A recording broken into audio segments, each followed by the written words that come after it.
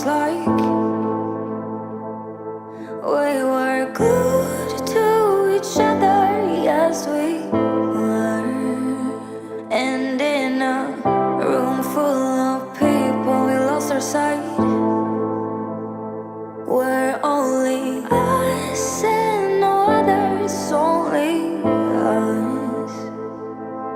But as we dove in deep, the water turned cold.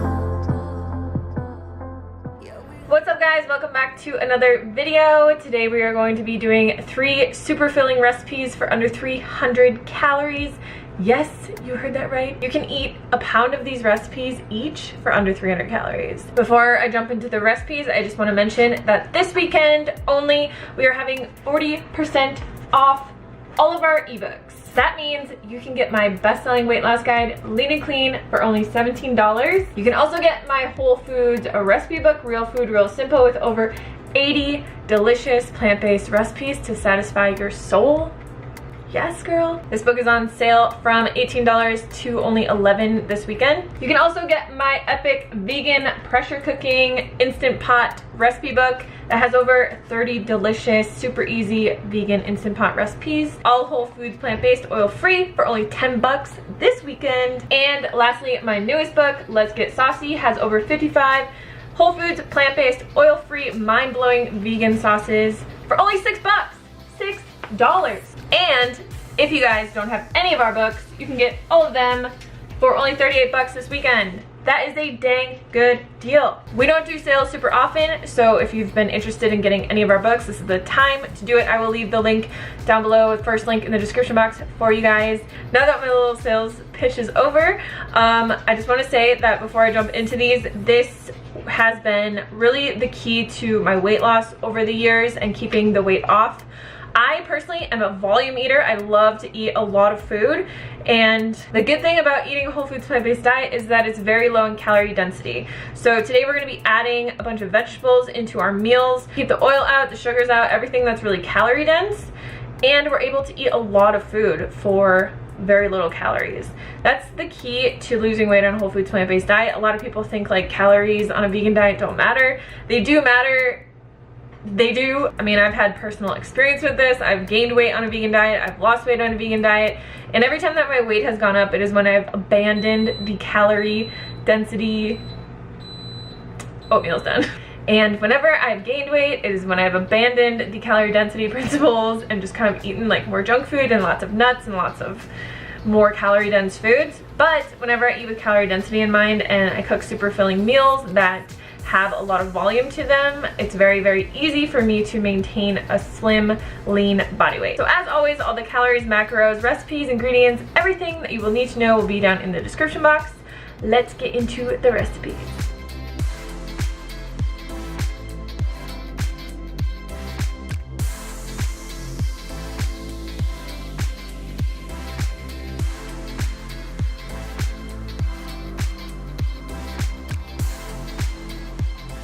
So the first ingredient we're going to be putting in our oatmeal is zucchini. I know you guys are probably like, WTF, Hannah, why would you put zucchini in oatmeal? Honestly, you can't even taste it. I like to just chop it up into small bits, but you can also shred it and put it into the pot when it cooks, and you really will not even notice it. My husband thought it was apples. Seriously. So I like to take the skins off just to make it less noticeable. Also, if it's not organic, you always want to take the skin off of it. Chop the ends off, and then I just chop this into quarters, like really small little bits, just like this. But as I said, you can shred this and you really won't notice it, or you can chop it into even smaller bits, which I kind of wish that I did, but I didn't do that this time. I'm actually going to be cooking all these recipes in my Instant Pot, but if you want to cook this one on the stovetop, just bring it up to a boil, cover it, reduce the heat to a simmer, and let it simmer until all the water is absorbed. So we're just adding in 2 cups of oats here, our zucchini, and 1 super ripe banana. You want to make sure your bananas are ripe, because the riper that they are, the more sugar content they have in them, and the more creamy that they will make the oatmeal.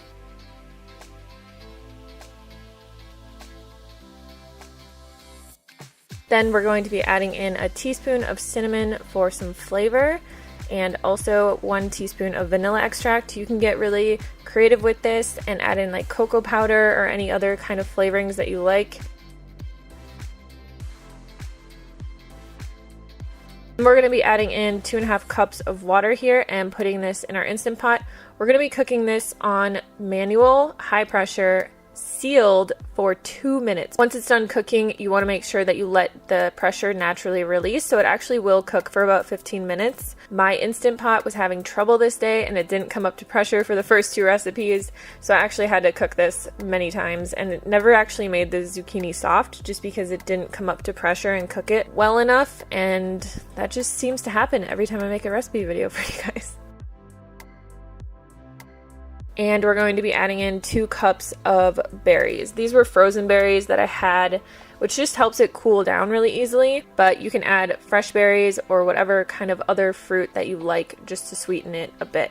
So I personally like to eat this plain because it's really low in calorie density, and I, like I said, love huge meals, but my husband would not eat this the way that it is. So you can always add different toppings to it. Since it's only 300 calories per bowl, you can add in some coconut, peanut butter, maple syrup if you want it a little bit sweeter, or any other toppings that you like, and you're still going to come in like around 500 calories for a meal, which is pretty good for a pound of food.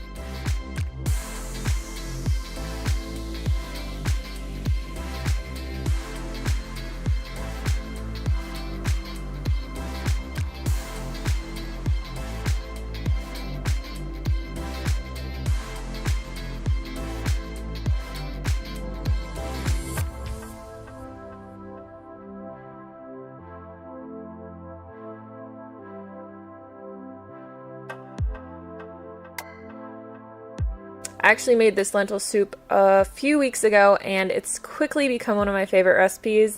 I just really apparently like things with lentils. So we're just going to put our Instant Pot on saute. If you're doing this in a pan, just put a nonstick pan over medium heat, and we're going to add in 4 cloves of crushed minced garlic, a tiny bit of water. So I usually add 1 to 2 tablespoons of water, and then we're going to be adding in an entire onion that we chopped up as well. We're just going to cook this for about 5 or 8 minutes. You want to just let it release some of the natural fragrances, and then I like to add better than bouillon to pretty much everything I cook because it's super easy and it's just like a concentrated bouillon.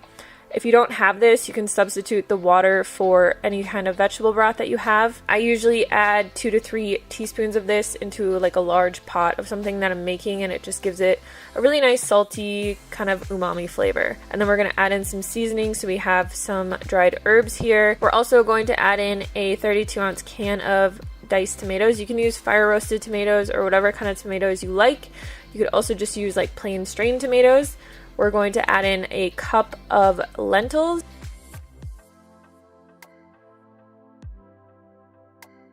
Then we're going to add in the rest of our ingredients, which are all going to be vegetables, super low in calorie density. So we have cauliflower, some chopped carrots, 1 zucchini that we've chopped up nice and small once again. Zucchini is super versatile because it's like tofu. It just kind of takes on the flavor of whatever you put it into. We have some green beans, which you can use fresh or frozen. And then we're just going to add in 1 cup of water. I only added in 1 cup because I like it to be a bit thicker, but you can always add in more if you want it to be more soupy. Put this on manual, again, sealed for 20 minutes, and let it naturally release.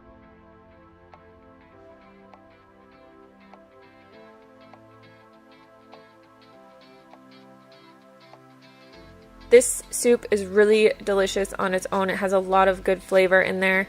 Another thing that I like to do though is eat it with a side of rice and put some like hummus or cashew sour cream on top. Makes it really good. But get creative. You can put it over potatoes, put it on all different kinds of stuff.